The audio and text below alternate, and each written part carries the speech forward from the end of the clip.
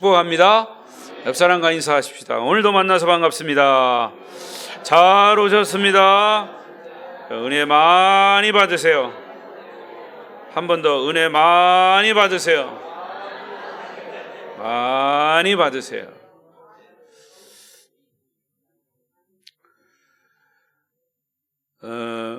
비대면 영상으로 예배하시는 분들 계시면 그 중에도 주의 은혜가 함께 하시길 바랍니다. 오늘 말씀의 제목은 주보에는 말씀을 들어야 합니다. 그 칸이 모자라서 그렇게 했는데 그 앞에 오늘도가 들어갑니다.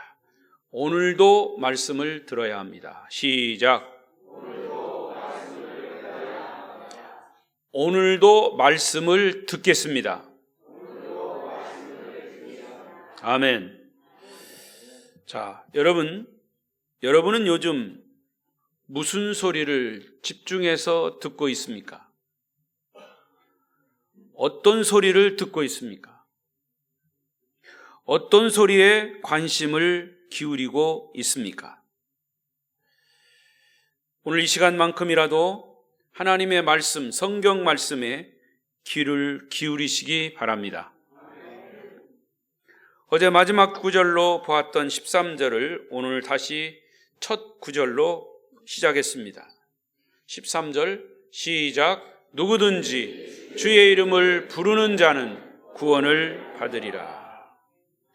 누구든지 입으로 예수를 구세주로 시인하고 마음으로 주님을 믿으면 유대인이나 헬라인, 이방인이나 구별 없이 다 구원을 받는다고 말씀했습니다.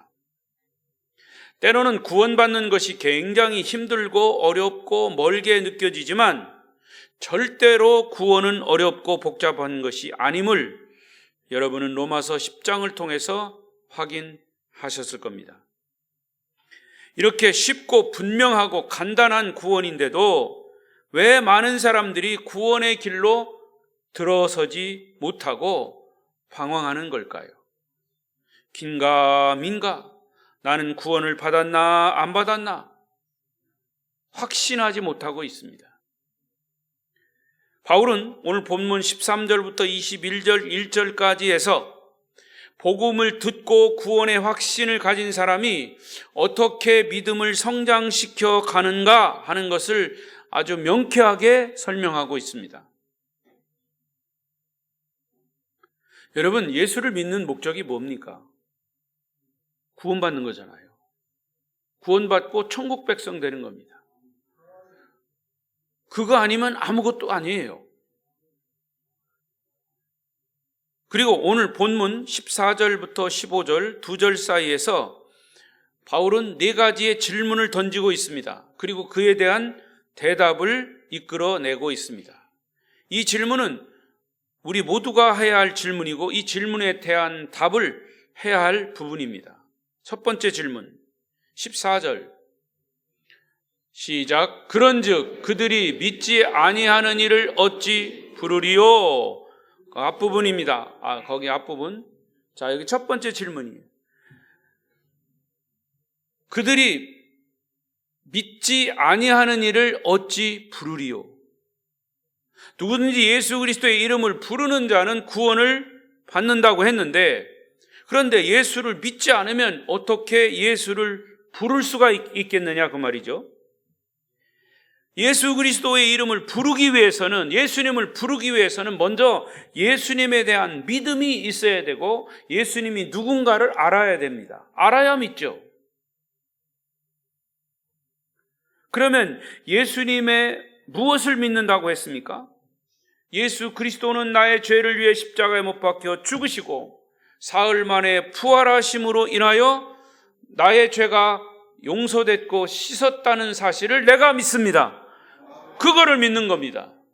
예수님의 십자가와 부활을 믿는 겁니다. 그게 복음이에요. 복음의 내용이에요. 이 복음을 믿을 때 주님의 이름을 부를 수 있다는 거죠. 이런 복음을 믿지 않는 사람이 어떻게 예수를 부를 수 있겠느냐? 예수님의 이름을 부르고 또 부르고 그분께 기도하고 그분을 시인하고 그분을 찬양하는 것은 그분을 확실히 구원자로 믿기 때문에 우리가 찬양하고 기도하고 또 말씀을 듣는 겁니다. 여러분, 끊임없이 예수 그리스도를 부르고 예수 그리스도를 믿고 부르고 찬양하고 열심히 계속해서 들으시기를 축복합니다. 두 번째 질문, 14절 중간 부분이 또 시작, 듣지도 못한 이를 어찌 믿으리요. 그렇습니다. 예수님에 대해서 들어보지도 못했는데 어떻게 믿냐는 거죠. 예수가 나의 구세주라고 하는 사실을 믿으려면 최소한 예수님에 대한 소식, 예수님에 대한 이 사실을, 예수님에 대해서 알아야 된다는 거죠. 들어야 된다는 겁니다. 들어야 믿을 수 있고 믿어야 그 이름을 부를 수 있는 겁니다. 여러분은 이미 복음을 듣고 성경에 대해서 많이 들어왔기 때문에 예수가 누구인지 아시지만 아직도 예수가 누구인지 이 복음을 듣지 못한 사람들이요, 천지에 셌습니다. 우리나라뿐만 아니라 아예 나라에서, 그 국가에서 이 기독교 복음을 전하지 못하도록 막아버린 그런 나라들이요 얼마나 많은지 몰라요. 중국도요 사실은 선교사가 일찍 들어갔습니다.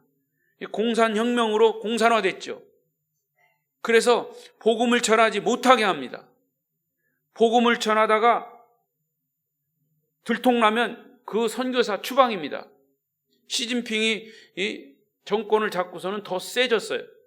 그래서 사실 이미 중국은 혁명이 일어나기 전에 이 선교사들이, 외국 선교사들이 들어가서 복음이 많이 확산된 상태에 있었지만 공산화됨으로 인해서 그게 차단이 됐죠. 그래서 법으로 복음을 전하지 못하도록 막고 있어요. 중국뿐만이 아니라 공산당, 북한도 마찬가지고요. 이 일본 같은 데는요 복음 전하는 건 자유예요. 그러나 이미 일본은 많은 신들이 있어가지고 신도 뭐 얼마나 많은지 몰라요. 그래 복음을 전해도 사람들이 듣지 않고 들으려고 하지도 않고, 이 세상에 복음을 듣지 않은 사람이 아직도 많아요. 통계에 의하면 4분의 1이 기독교 신자예요. 복음을 들은 사람이. 4분의 3이 아직도 복음을 듣지 못한 사람들. 그러나 복음은 있어요. 전해지고 있죠. 그런 의미에서 저와 여러분은 행복한 자들이에요. 복받은 자들임을 믿으시기 바랍니다. 왜? 이미 복음을 들었기 때문에. 자, 세 번째 질문입니다. 14절 마지막 부분이에요. 시작. 전파하는 자가 없이 어찌 들으리요? 여러분도 예수님에 대한 말씀을 누구에겐가 들었기 때문에 예수에 대해서 알고 믿는 것 아닙니까? 복음을 누군가가 전해야 들을 수 있는 거죠. 복음 전하는 사람을 메신저라고 합니다. 목사인 저 역시 복음을 전하는 메신저예요. 따라서 교회는 예수를 구세주로 믿는 사람들의 공동체, 복음을 전하는 공동체, 복음을 전하는 축복의 통로, 이게 교회예요. 그러니까 여러분은 복음을 깨닫고 믿는 자로서 복음의 메신저 역할을 해야 할 줄로 믿습니다. 누군가가 전하는 사람이 있어야 복음을 듣게 되는 거죠. 복음을 들어야 믿음이 생기고, 믿음이 생겨야 예수 이름을 부르게 되고 결국에 구원에 이르게 되는 것입니다. 주변에 많은 사람들이, 또 가족들 중에도 믿지 않는 사람들에게 자꾸 예수를, 복음을 전하려고 해도 아예 들으려고 하지 않은, 조혜련처럼 그냥 아무리 친한 언니라도 전도하려니까 그냥 절교해버려요. 아예 절교해버려. 여러분, 그런 사람들 많아요. 형제들 중에도요, 아주 그냥 그렇게 온순하고 얌전한 사람이 예수 얘기만 꺼내면 목에 핏대를 세워. 내 앞에서 절대로 교회 얘기하지 말라고. 근데요, 여러분, 강하면 부러진다고요. 그렇게 센 사람들이 금방 돌아오려면요, 또 금방 돌아와요. 조엘은처럼. 이 주변에 그런 사람들이 많습니다. 여러분, 이 복음을 전한다고 막 세게 막 욕하고 친구들 중에서 막 비난하고 하는 사람들이요, 그렇게 막 세게 하는 사람들이요, 그럼에도 불구하고 그 고구마 전도왕 그 목사님처럼, 누구죠? 예, 김기동 목사님처럼 무당 집에 가가지고 문 싹 열고 예수 믿으세요. 그러니까 무당이 재수없다고 소금 뿌리고 문 팡 닫으라고. 문 닫으면서 그래도 예수 믿으세요. 문 닫고 다음날 또 가. 문 싹 열고 예수 믿으세요. 저 어제 그 목사 또 왔다고, 재수없다고 가라고 막 소금을 막 양재기로 막 뿌리고. 그래도 예수 믿으세요. 고구마 익을 때까지 찌르는 거예요, 계속. 그래서 고구마 전도왕입니다. 놀라운 건요, 그렇게 자기가 계속 하잖아요. 그러면요, 무당이 그런데요, 오늘 올 때가 됐는데 왜 안 오지? 궁금해한다는 거지. 궁금해할 때쯤 해서 싹 문 열고 예수 믿으세요. 들어오라고. 나하고 한번 얘기해보자. 무당하고 목사하고 붙은 거야. 아니, 목사 아니고 그때는 누가 이겼겠어요? 전도왕이 이겼죠. 그 무당이 무당 다 때려부시고 예수 믿게 됐다는 거예요. 그런 사람들이 많다는 겁니다. 할렐루야. 여러분, 그러니까요, 여러분, 우리가 이 진짜를 가지고 복음, 생명을 가지고 왜 가짜인 사람들의 공격을 왜 두려워하냐 이거예요. 그럼에도 불구하고 우리가 구원의 확신이 있으면 그래도 예수 믿어야죠.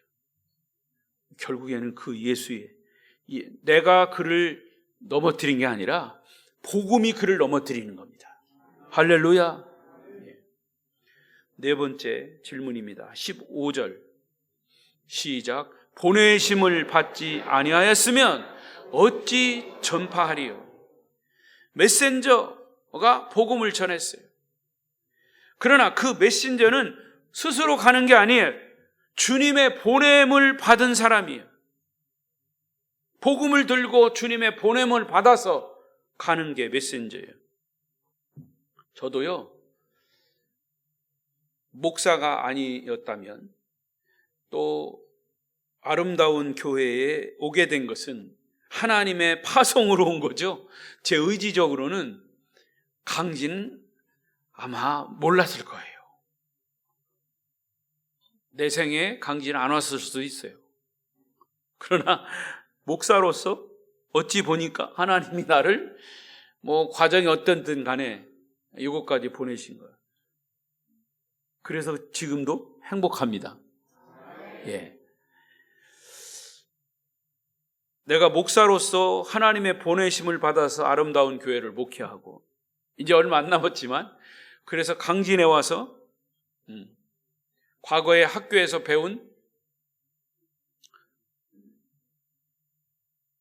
누구죠? 금방 생각이 안 나네. 바울만 얘기하다가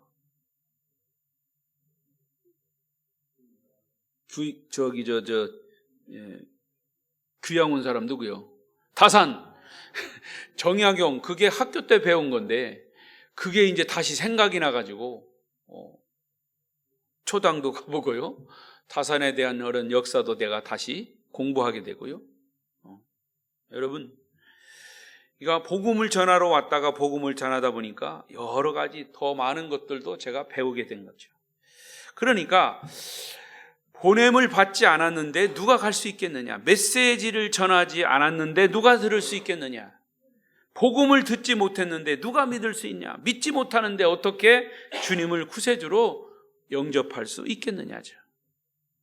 바울은 이 부분에 대해서 계속 질문하면서 답을 끌어내고 있습니다. 따라서 저와 여러분은 복된 소식을 전하는 아름다운 교회, 아름다운 성도들임을 믿습니다. 자, 그러면 이 14절과 15절 네 가지 질문 속에서 우리는 매우 중요한 결론 하나를 이끌어내게 됩니다. 구원을 얻으려면 예수 그리스도의 이름을 불러야 되는데, 예수님의 이름을 부르기 위해서는 그 이름을 전할 자를, 메신저를 파송해야 한다.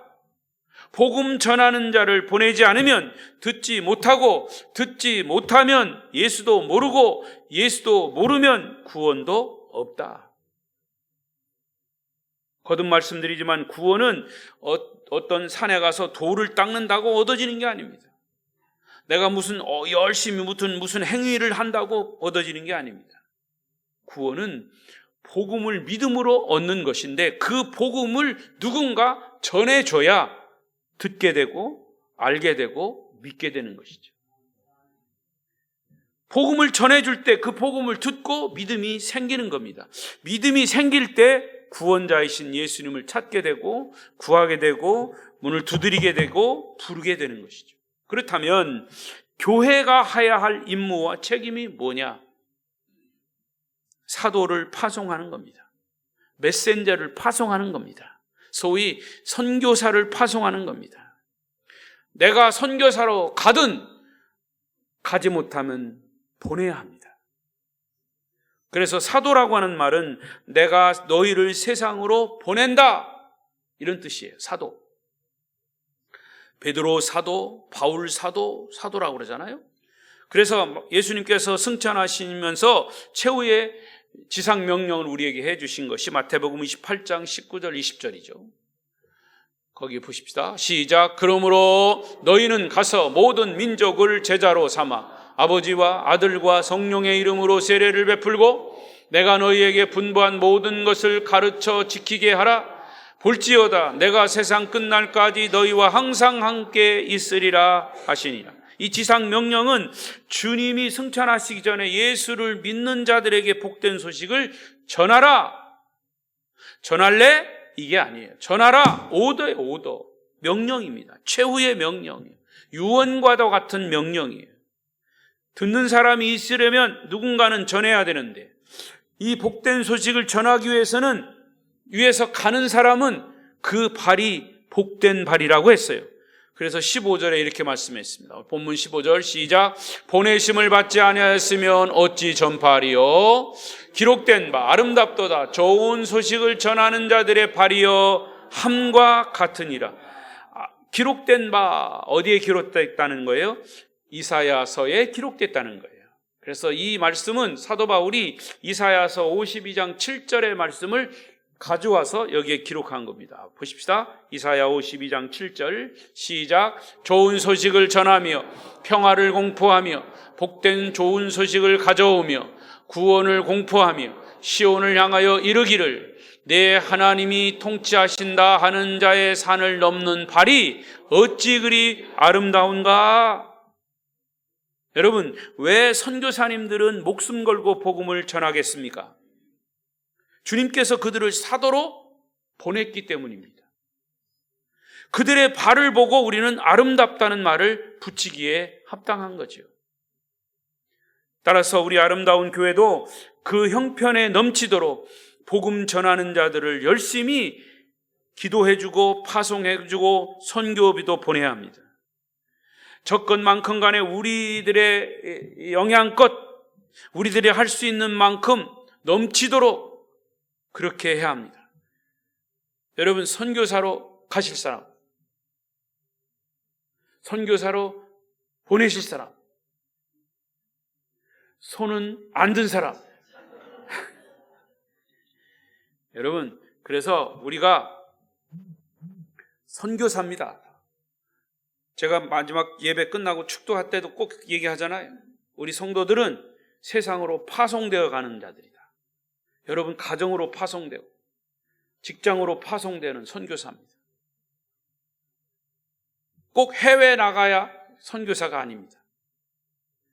그리고 만약에 내가 못 가면 그렇게 내 가정의 직장의 바운다리 안에서만 내가 선교사로 파송되지만 이제 저 해외로 또 이 복음을 듣지 못한 그런 지역에 우리가 보내는 선교사, 그 역할을 해야 된다는 거지. 그 일이 우리에게 분부하신 주님의 명령을 지키는 일입니다. 그래서 오늘 본문 16절에 그랬습니다. 16절 시작. 그러나 그들이 다 복음을 순종하지 아니하였도다. 이사야가 이르되 주여 우리가 전한 것을 누가 믿었나이까 하였으니, 복음을 전했지만 모든 사람들이 다 순종하지 않았다는 거예요. 순종하지 않은 대표적인 사람들이 누구냐? 이스라엘 민족이에요. 그들은 복음에 반응하지 않았습니다. 복음을 들을 수 없었던 이방인들은 복음을 받아들였는데 정작 복음을 받아들여야 할 이스라엘은 복음을 거절하고 오히려 예수 메시아를 십자가에 못 박아 죽였습니다. 그들이 왜 예수를 거부했을까요? 복음을 듣지 못해서일까요? 아니면 복음을 깨닫지 못해서일까요?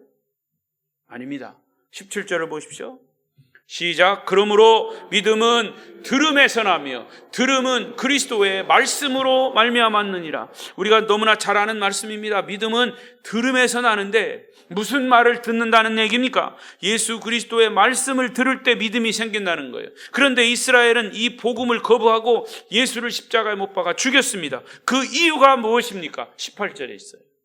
시작. 그러나 내가 말하노니 그들이 듣지 아니하였느냐? 그렇지 아니하니 그 소리가 온 땅에 퍼졌고 그 말씀이 땅끝까지 이르렀도다 하였느니라. 그들은 복음을 듣지 않았기 때문에 거부한 것이 아닙니다. 누구보다도 그들은 복음을 먼저 들어서 알고 있습니다. 하지만 이스라엘 백성들은 그 복음을 들었음에도 불구하고 거부했어요. 여러분, 믿음은 어떻게 자라는 겁니까? 말씀을 들어야 합니다. 그리스도의 말씀을 들어야 합니다. 많은 사람들이 얘기합니다. 아이, 목사님, 저는 믿음이 없어요. 믿음이 없어요. 왜 없어요? 주님의 말씀을 듣지 않기 때문에 없는 겁니다. 나 믿음이 없어요 라는 말은 나는 말씀을 안 들어요 하는 말과 똑같은 거예요. 오늘 본문은 아주 쉽게 믿음 갖는 비밀을 가르쳐 줍니다. 믿음은 예수 그리스도의 말씀을 들으면 생기는 거예요. 그래서 말씀은 믿음의 씨앗이 되는 거죠.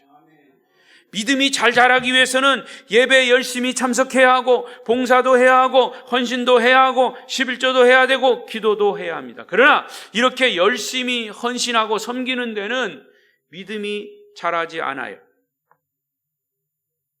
그렇게 헌신을 하는데도 믿음이 안 자라. 그거는 말씀의 씨가 없기 때문에, 말씀의 뿌리가 없기 때문에. 교회에는 열심히 나오는데 말씀을 들을 때만 빠지거나 딴전 피우는 사람들이 있어요. 말씀을 들을 때만 졸고 있는 사람들이 있어요. 그런데 희한하게요, 제가 말씀은 열심히 전하다가 어떤 예화를 들으면 눈을 번쩍 떠. 말씀을 들어야 믿음이 자랍니다. 그 예화는 그 말씀이 잘 드러나도록 옆에서 부채질해 주는 게 예화예요. 그런데 말씀은 다 잊어버리고 예화만 기억해. 여러분, 제가 예화를 한 얘기 또 하고 할 때도 있어요. 그러면 아이고, 저거 목사님 저 예화 또 했는데 제가 왜 그 예화를 들었습니까? 어떤 말씀을 하기 위해서 그 예화를 했는데 말씀의 내용은 싹 잊어버리고 예화만 기억하고 있어. 빵을 먹을 때 밀가루는 안 먹고 고속에 안고만 먹고 밀가루는 버리더라고. 제가 잘 아는 사람이 어떤 사람이 그래요. 여러분, 말씀을 들어야 믿음이 자란다고 그랬어요. 말씀을 듣지 않고 기도만 합니다. 그리고 자기가 하나님께 직통 계시받았대요. 엉뚱한 소리 합니다. 그런 사람들은 아주 성경 말씀과 전혀 동떨어진 얘기합니다. 말씀의 씨가 없기 때문이죠. 여러분이 믿음을 갖고 싶으면 말씀을 계속 들어야 합니다. 성경을 읽고 외우고 듣고 묵상하십시오. 조혜련 씨 얘기 또 할까요? 그 간증해 보면 자기 어머니는 초등학교도 안 나왔대요. 한글을 잘 못 읽는데 성경을 보기 시작하면서 성경을 읽어요. 거기 영상 녹화한 거를 보여주더라고. 엄마가 성경 큰 소리로 이렇게 읽어가는 것을 보여주더라고요. 여러분, 제가 알고 있는, 제가 이 목회 초년병 82년도 단독 목회할 때도 그 노인 권사님이 아들은 충북대학 교수, 그러나 그분은 초등학교도 안 나왔어. 한글도 잘 못 읽어. 그런데 성경은 읽어요. 할렐루야. 여러분, 성경을 읽고 외우고 듣고 묵상하고, 그래서 깨달은 말씀 우리가 삶에 실천하게 되는 거죠. 이것이 바로 여러분의 믿음의 수준인 거죠. 그리스도의 말씀을 들어야 믿음이 생긴다 그랬어요. 믿음이 자라려면 마음밭이 좋은 땅, 옥토가 돼야 한다 그랬어요. 그래서 마음의 밭에 있는 돌도 없애야 되고, 햇빛도 적당히 받아야 하고, 비도 적당히 맞아야 하고, 가시덤불 다 거두어야 하고, 딱딱해진 그 마음의 그 밭을 갈아 엎어야 합니다. 이와 같이 말씀의 씨가 잘 자라도록 마음을 옥토로 만들고 순종하고 말씀대로 실천하고 기도하면 열매를 얼마나 맺는다고 그랬어요? 100배, 60배, 30배 열매를 맺는다고 그랬어요. 여러분의 믿음이 쑥쑥 그렇게 자라서 그렇게 열매 맺으시기를 축복합니다. 성경을 믿지 않는 사람, 말씀을 듣지 않는 사람은 어떤 방법으로든지 믿음이 자라지 않아요. 저는 교회 오래 다니신 분들에게 다시 한번 말씀드립니다. 교회 오래 다니셔서 예배에도 익숙하고 설교에도 익숙하고 성경도 익숙하시지만 삶이 변화되지 않는 사람이 있습니다. 이것은 누가 지적할 일이 아니에요. 누구보다도 본인이 제일 잘 알아요. 만일 마음의 땅에 굳어져 있다면 성령의 굴삭기로 다시 기경해야 합니다. 심령을 갈아 엎어야 합니다. 과거에 은혜 받은 것 가지고 지금도 산다고 착각하지 마십시오. 오늘 여러분 안에 말씀의 씨가 새롭게 심겨지기를 바랍니다. 말씀의 씨가 새롭게 자라나서 열매를 새롭게 맺으시기를 바랍니다.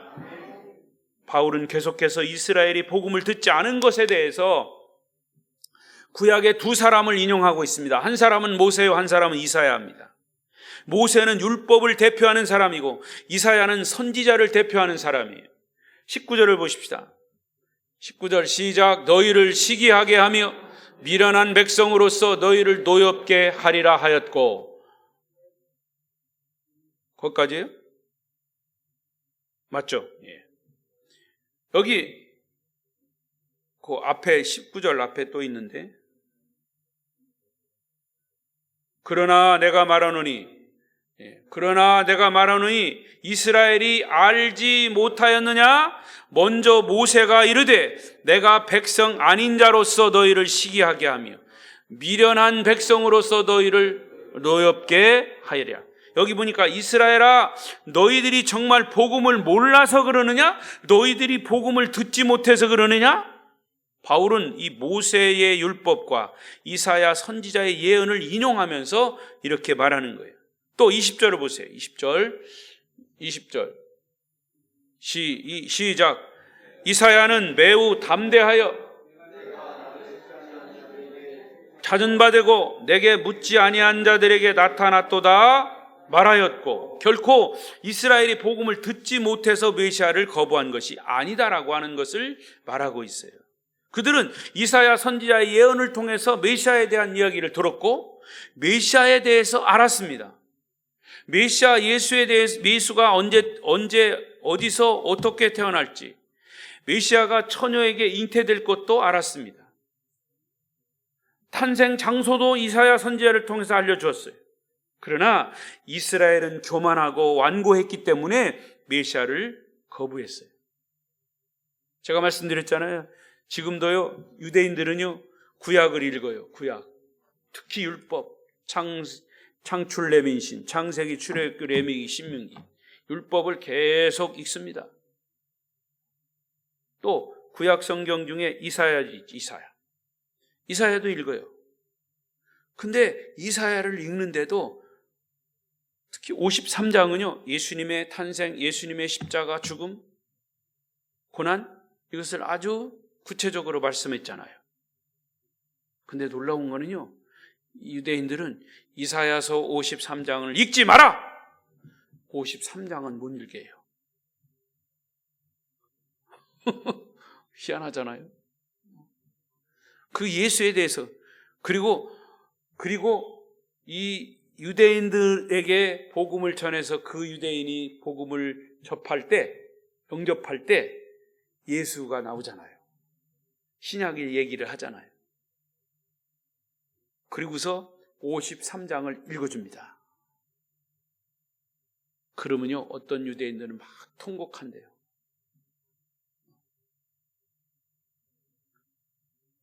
그게 사실은 눈이 닫히면요, 몰라요. 눈이 감겨 있으면 몰라요. 그리고 계속 53장은 아예 없는 것처럼 알고 그냥 그것만 보면 그러려니 하는 거죠. 그러니까 메시아에 대해서 눈을 뜰 수가 없는 거죠. 그러나 성령이 감동이 돼서 유대인에게도 눈을 열어서 메시아를 알게 해서 그 예수를 믿기 시작합니다. 그 사람들을 일컬어 메시안 익주, 메시아를 믿는 유대인.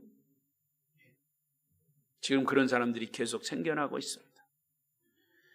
자, 여러분 이렇게 적용해 보십시오. 여러분이 설교도 듣고 한때는 성경 공부도 하고 열심히 신앙생활을 했는데 영적인 슬럼프가 올 때가 있어요. 왠지 답답하고 삶에 의욕도 없고 예수 믿는 것이 기쁨이 없고 그냥 다 포기하고 싶은 마음이 들 때가 있습니다. 그때가 언제냐? 내 신앙생활이 습관화됐을 때예요. 하나님보다 세상이 더 좋습니다. 돈이 좋아지고 명예가 좋아지고 친구가 좋아지고 취미가 좋아지고 그럴수록 주님과의 만남의 시간이 줄어들고 성경이 멀어지고 이럴 때 사람들은 변명하기 시작합니다. 핑계를 대기 시작합니다. 그리고 다른 사람의 실수, 허물은 잘 보여도 비판을 잘하는데 자기의 허물은 보이지 않습니다. 이럴 때 우리는 말씀의 거울로 우리 자신을 볼 수 있어야 합니다. 이스라엘이 그랬습니다. 그들은 하나님을 알았습니다. 율법도 할례도 하나님과의 약속도 다 알았습니다. 그들에게는 위대한 믿음의 조상도 많았습니다. 그러나 그들의 마음은 강팍해졌습니다. 자기의 허물을 보는 눈이 없었습니다. 감겼습니다. 닫혔습니다. 자기의 강팍함을 보는 눈이, 자기의 오만함을 보는 눈이 없었습니다. 그래서 복음을 거부하고 메시아를 십자가에 못 박고 말한 것이죠. 그러나 우리 하나님은 이런 이스라엘에 대해서 그럼에도 불구하고 어떤 태도를 취하고 계신가? 오늘 본문의 21절 마지막 결론입니다. 21절 시작. 이스라엘에 대하여 이르되 순종하지 아니하고 거슬러 말하는 백성에게 내가 종일 내 손을 벌렸노라 하였느니라. 아멘. 보세요. 앞부분 이스라엘에 대해서 이르되 순종하지 아니하고 거슬러 말하는 백성, 유대인들이에요. 이스라엘에 대해서 이르되 순종하지 아니하고 거슬러 말하는 백성들. 그러나 그 백성에게 주님은 어떻게 했다고요? 내가 종일토록 내 손을 벌렸다. 왜 손을 벌려요? 들어오라고. 언제 오느냐고. 내 품으로 돌아오라고. 도살장으로 끌려가는 어린 양의 모습, 털 깎는 자 앞에서 잠잠한 양의 모습, 인류의 모든 죄 앞에서 예수님은 십자가를 지시며 침묵하시는 모습. 십자가에 죽으셨잖아요. 그리고 하나님은 그 예수를 당신의 아들 십자가를 죽게 하심으로 인해서 배신하고 모른 채 하고 눈이 다 영적으로 감겨서 몰라보는 그런 사람들을 향해서 하나님은 하루 종일 지금까지도 손을 벌리시고 기다리고 계신다. 여러분, 부모의 마음을 조금도 헤아리지 못하고 말썽만 부리는 자식이 있었습니다. 부모의 눈에는 피눈물을 흘리게 하는 자식이었습니다. 그런데 그 자식이 성인이 되어 결혼하고 자식을 또 낳아 기르게 되었습니다. 그런 과정 속에서 부모님은 이미 이 세상에 안 계십니다. 아뿔싸 그 자식은 과거에 자기보다 몇 배나 더 부모의 마음을 아프게 하고 쓰리게 했습니다. 자기가 낳은 자식이 자기가 부모를 아프게 했던 것보다 더 아프게 쓰리게 만들고 있어요. 아무리 때리고 야단을 쳐도 소용이 없어요. 그러던 어느 날 이미 돌아가신 아버지 묘 앞에서, 아버지 사진 앞에서 그는 이렇게 고백합니다. 아버지 통곡하면서, 아버지도 저 때문에 지금 저 자식이 부모의 마음에 못을 박듯이 저도 아버지의 마음을 그렇게 속썩이고 그렇게 아프게 했네요. 이 못난 자식을 용서해 주세요 하며 통곡을 했습니다. 그때야 그는 아버지가 자기 때문에 그렇게 속상했던 것을 깨달았던 거죠. 비로소 깨달았던 거예요. 이와 같이 하나님은 이스라엘 때문에 얼마나 많은 고통을 당하셨는지 모릅니다. 온종일 떼약볕에서 자식이 회개하고 돌아오기만을 기다리는 아버지같이 손을 벌리시고 이스라엘을 지금도 기다리고 계십니다. 우리에게 적용해 보십시다. 여러분 중에도 이스라엘처럼 예수는 오래 믿었지만 교회나 예수 믿는 사람 때문에 상처를 입고 하나님께 순종하지 못하고 거슬러 말하는 사람은 없습니까? 우리 주변에 우리 가족들도 아직도 예수를 몰라서 예수의 얘기만 하면 그냥 분노하고 예수 옛자도 꺼내지 말라고 하는 사람들 있습니다. 그러나 그 사람들을 위해서 주님은 손을 벌리시고 지금도 기다리십니다. 아버지 품으로 돌아오라고. 남의 허물을 보지 말고 자기의 허물을 보십시오. 남의 실수를 보지 말고 자기의 실수를 보십시오. 그러면 팔을 벌리시고 기다리시는 주님의 사랑의 품이 보일 것입니다. 여러분, 주님은 오늘도 여러분을 기다리십니다. 또 이스라엘도 기다리십니다. 우리가 주님 품으로 돌아올 사람들을 생각해 보십시오. 당장 우리가 이스라엘을 위해서 기도하는 기도회이지만 이스라엘도 주님께로 돌아와야 할 것이고, 우리 주변에 우리 가족들 중에 주님 품으로 돌아와야 할 사람들도 있습니다. 주님의 품은 우리의 아픔을 감싸주시고 우리의 상처도 치료해 주십니다. 여러분 모두 주님의 품 안에서 안식을 누리고 평안을 누리시기를 축복합니다. 기도하십시다.